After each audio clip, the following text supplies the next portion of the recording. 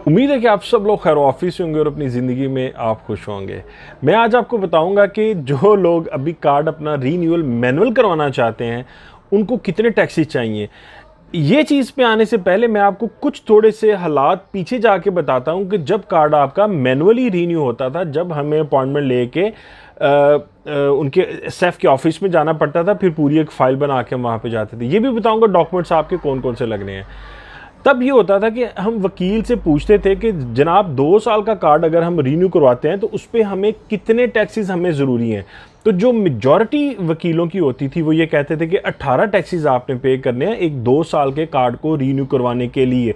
उसी एक्सेप्शन क्यों बताते थे? क्योंकि भाई 6 महीने आपको इजाज़त है मुल्क से बाहर रहने की, कंसेक्टिव 6 मंथ, यानी उसमें एक्सेप्शन ये आ जाती है कि 6 मंथ बंदा बाहर रह सकता है, 18 महीने मुल्क के अंदर है और ये काम करता रहे। तो ये 18 टैक्सेस के बारे में।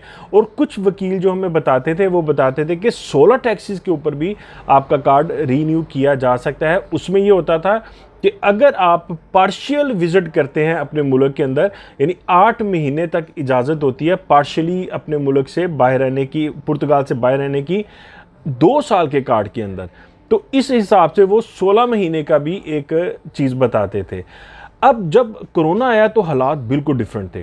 आप सबको पता होना चाहिए कि जब एक्स्ट्राऑर्डिनरी सर्कमस्टेंसेस मुल्क के अंदर हों, किसी भी जगह पे एक टाइप ऑफ इमरजेंसी थी, तो आपको कुछ एक्सेप्शंस मिलती हैं नॉर्मल चीज़ों के हालात से। जैसे अभी तक एक एक्सेप्शंस आपको मिली है कि जिन बंदों के भी कार्ड एक्सपायर हो रहे हैं अभी या हो गए हैं, उनके कार्ड उन्होंने, गवर्नमेंट ऑफ पुर्तगाल ने ये कहा है कि ये दिसंबर 2023 तक वैलिड है।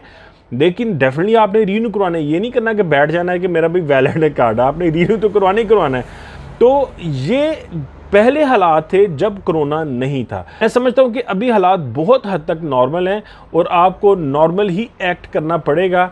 अब देखिए, जब आप इमिग्रेशन पे जाएंगे तो बहुत बड़े सॉलिड रीज़न के साथ आपको बताना पड़ेगा कि भाई आपने काम क्यों नहीं किया, क्या वजह थी आपके काम ना करने की। तो मैं यही रिकमेंड करूंगा आपको कि आप जो लोग मैनुअली मतलब जाएंगे वहाँ पे, इवन नॉट फॉर दोस्त के जो अभी एग्जिस्ट कर रहे हैं, जिन्होंने अभी जाना है, प्लीज़ जो फ्यूचर के अंदर भी जाएंगे, जिनको कोई साइंसदान यहाँ से बता देते हैं कि उसका भी हो गया। मैं आपको बता रहा हूँ कि पुर्तगाल के हालात अप डाउन आते रहते हैं और एक वक्त के लिहाज से चीज़ों को यहाँ पे कंसिडर किया जाता है।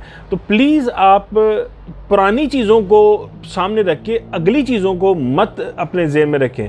कोरोना के अंदर जिन लोगों के कार्ड रीन्यू हो गए हैं, अब आपको प्रॉपर तरीके से जॉब करके प्रॉपर तरीके से आपके टैक्सेस जाने चाहिए, प्रॉपर एक कॉन्ट्रैक्ट लेके जाना चाहिए, डिक्लेरेशन चाहिए, सैलरी स्लिप्स आपकी चाहिए। अगर आपने एड्रेस अपडेट करवाना है अपने कार्ड के ऊपर तो आपको जुनता लेके जानी पड़ेगी साथ। अगर आपको एड्रेस अपडेट नहीं करवाना तो आपको जुनता की कोई ज़रूरत नहीं है। तो अगर आपकी अपनी एक्टिविटी है तो एक्टिविटी के डॉक्यूमेंट्स लेके जाने पड़ेंगे। लास्ट 3 जो आपकी रिसीबो विड्स हैं तो वो आपको लेके जानी पड़ेंगी। साथ आपकी वो जो फाइनेंस का सर्टिफिकेट, सोशल सिक्योरिटी का सर्टिफिकेट, यानी जो एक फ़ाइल बनती है एज इट इज़ फ़ाइल आपको वहाँ पे लेके जानी पड़ेगी अपने कार्ड को रीन्यू करवाने के लिए। तो अगर आपको कोई बंदा ये कहे कि यार 6 महीने या साल पहले एक बंदे का कार्ड रीन्यू हो गया था तो तुम्हें ज़रूरत नहीं है अपने ये जो टैक्सेस को करने की या काम करने की, जॉब इतनी कोशिश मत करो, तो मैं आपको कहूँगा कि ये बिल्कुल गलत है। आपको तंग होंगे इस चीज़ के ऊपर। आप काम करें, ज़्यादा से ज़्यादा काम करें और अपने जो टैक्सेस हैं वो रेगुलर डिस्काउंटोस para segurança social होती हैं। बेसिकली इसका जो नाम है, सोशल सिक्योरिटी को आप कंट्रीब्यूट कर रहे होते हैं।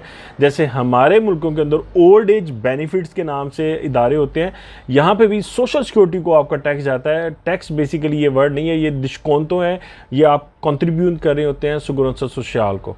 तो आप वो लोग जिन्होंने अभी कार्ड रीन्यू करवाने हैं तो याद रखिएगा कि मिनिमम लास्ट 3 सैलरी स्लिप्स आपको लेके जानी पड़ेंगी।